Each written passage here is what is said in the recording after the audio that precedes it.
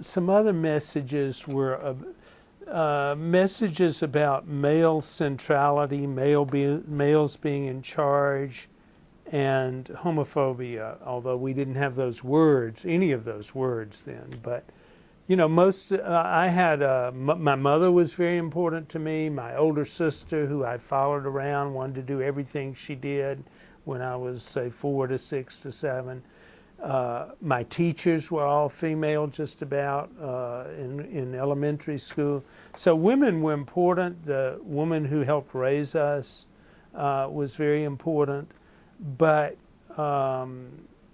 somehow men were more important in some other way. And being manly, as I mentioned, was important. And fighting, being ready to fight, not being vulnerable. All of those were very important. And one of the things that made my life very complicated as I grew into my teenage years and my sexuality was that while I lived in a homosocial world, when I went to high school, it was all boys.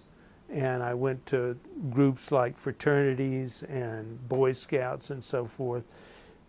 There were, homosexual desire was absolutely unacceptable. So that by the time I got to college, I was in a real internal crisis, which I would not have dreamed to talk to anybody about.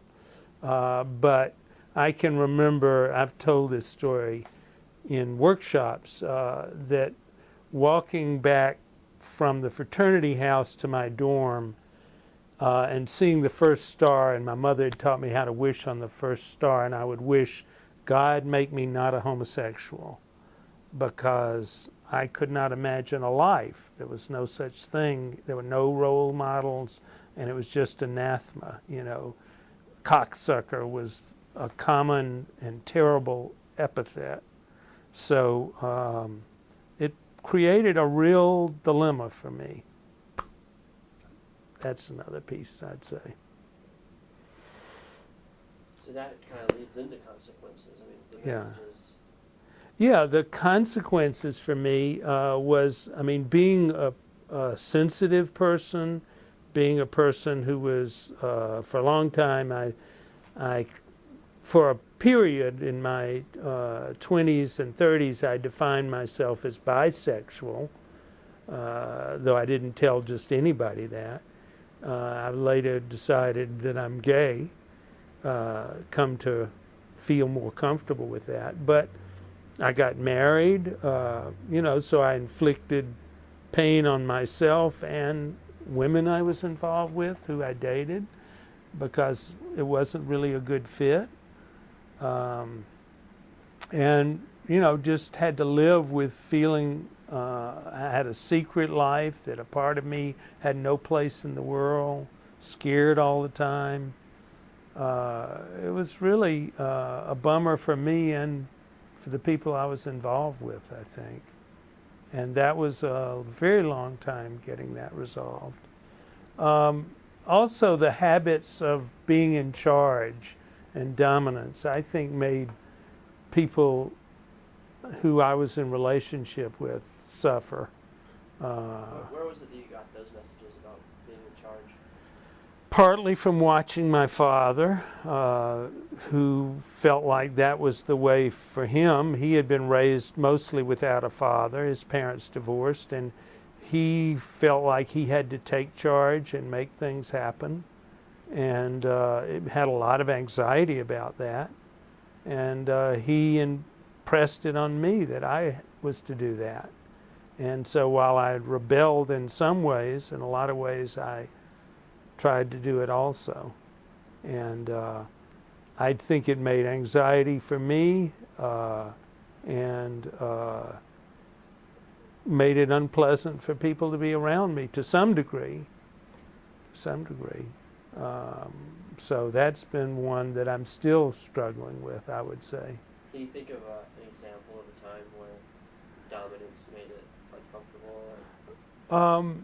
Well, for one thing, it gave me license to criticize other people, and my partners have not liked that one bit, being criticized, and to criticize myself too, but which hasn't been pleasant for me. But I didn't learn take it easy. I didn't learn just live with confusion until it sorts itself out. I would try to force solutions, as they say in 12-step, and that has created some disasters for me. Another piece, going back to the homophobia, I had a best friend who was gay, though neither of us was out to the other, in high school. And when it came time to go to college, I didn't want to go to the college he went to, because I thought if I go somewhere else, I will get away from all this. And so I went to a school that turned out to be disastrous for me in a lot of ways. I just, and I can remember even in elementary school, I had another best friend who turned out to be gay. And I can remember being both attracted and repelled. And at Boy Scout camp, guys getting us to fight. Just messages that, what I did figure out was I was not a warrior, I was not a fighter, and I was not going to be one. Gradually I've learned how to stand up for myself, and I learned pretty early on, partly from my father's example, to stand up to oppression in a lot of ways. I think that probably I knew it well enough that was part of my founding Men Stopping Violence was, I'm not going to be a part of putting down people.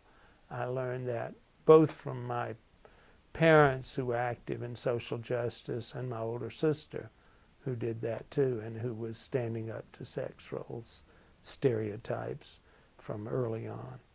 But it's been a struggle. I'm glad of where I've come to, but it's been costly too. Consequences, huh? What about consequences? I think I've probably said a good bit about that. Those are the stories that come to mind right away. Have you got more questions? No, those are perfect. I mean, okay. It's really rich. Okay. The last train of thinking is around the messages you received about women growing up. Yeah. Yeah. And again, you've done good with examples, including yeah. some stories. Yeah.